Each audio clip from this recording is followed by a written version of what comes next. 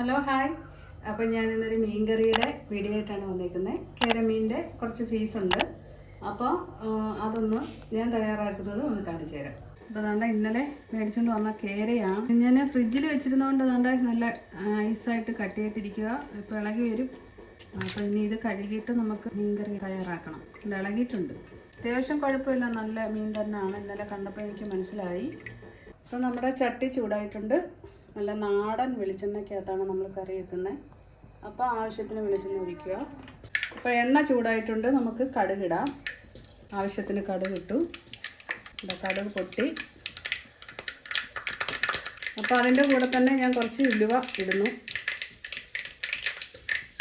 Items ഒക്കെ ചേർക്കാൻ പോവുക. അപ്പോൾ ഇതാ ചുമന്നുള്ളി ചതച്ചത്, വെളുത്തുള്ളി ചതച്ചത്, ഇഞ്ചി ചതച്ചത്, ഒരു പച്ചമുളക്, പുളി. അപ്പോൾ ആദ്യം നമുക്ക് ചുമന്നുള്ളി ഇടാം.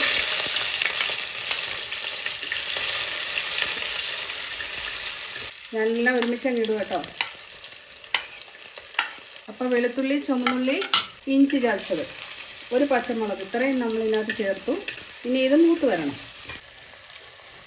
അപ്പോൾ ചെറുതായിട്ടൊന്ന് വാടിയിട്ടേ ഉള്ളൂ. ഈ സമയം നമുക്ക് കുറച്ച് കറിവേപ്പില ഇടാം. ഇനി ഇത് നന്നായിട്ട് മൂക്കണം. സാധനങ്ങൾ ഐറ്റംസ് എല്ലാം നല്ലപോലെ മൂത്തിട്ടുണ്ട്. ഈ സമയം നമുക്കിനി മുളക് പൊടി ചേർക്കാം. ഇതാ ആവശ്യത്തിന്.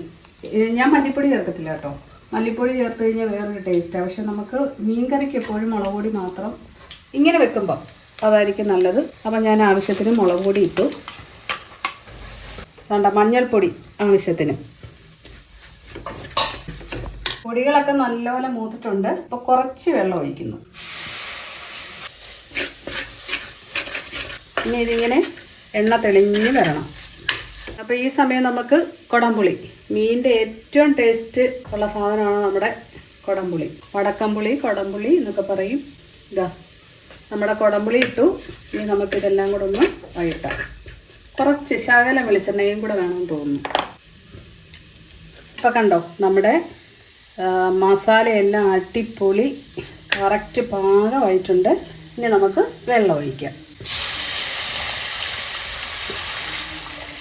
അപ്പോൾ നമ്മുടെ മീൻ ഗ്രേവിക്ക് ആവശ്യമുള്ള മീൻ വേവാനുള്ള എല്ലാ വെള്ളം ഒഴിച്ചു. ഇനി ഇത് നമ്മൾ നന്നായിട്ട് തിളച്ചിട്ടാണ് നമ്മൾ മീൻ പറക്കിയിടുന്നത്. അപ്പോൾ നമുക്ക് അടച്ച് വെച്ചിട്ട് തിളച്ചിട്ട് മീൻ പറക്കിയിടാം. അപ്പോൾ ഈ സമയത്ത് ഞാൻ കുറച്ച് ഉപ്പിട്ടു. ഇനി ഇത് നന്നായിട്ട് തിളക്കട്ടെ. അപ്പം നമ്മുടെ മീൻ കറിയുടെ ഗ്രേവി എല്ലാം നന്നായിട്ട് തിളച്ച് വന്നിട്ടുണ്ട്. ഈ സമയം നമുക്ക് കുറച്ച് കുരുമുളക് ചതച്ചത്, ഞാൻ പൊടിയല്ല ഇവിടെ അന്നേരം എടുത്ത് ചതയ്ക്കുന്നതാണ്, അത് കുറച്ചിടാം.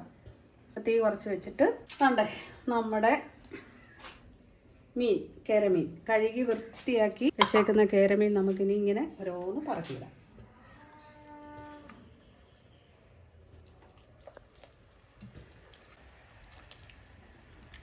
മീൻ ഫുള്ളായിട്ട് നമ്മൾ ഇതിനകത്തിട്ട് ഇപ്പം നമുക്ക് ജസ്റ്റ് ഇങ്ങനെ ഒന്ന് ഇളക്കി കൊടുക്കാം. ഈ സമയം ഞാൻ കുറച്ചും കൂടി ഉപ്പ് ചേർക്കുന്നു.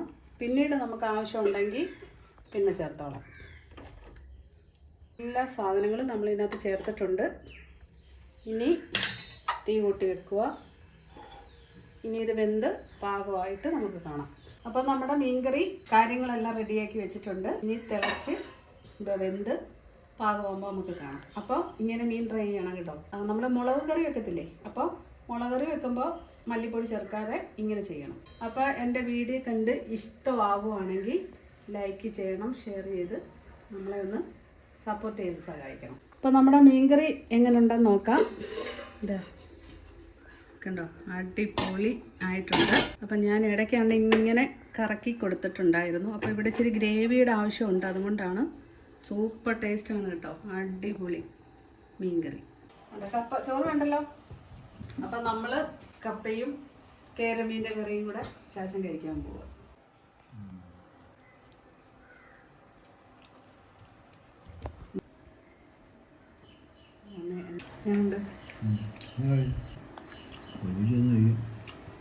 എൻ്റെ പൊന്നോ, സ്വന്തമായിട്ട് വെച്ചതുകൊണ്ട് പറയല്ല, സൂപ്പർ ടേസ്റ്റാണ്. ഇല്ലയോ? കപ്പ അടിപൊളി.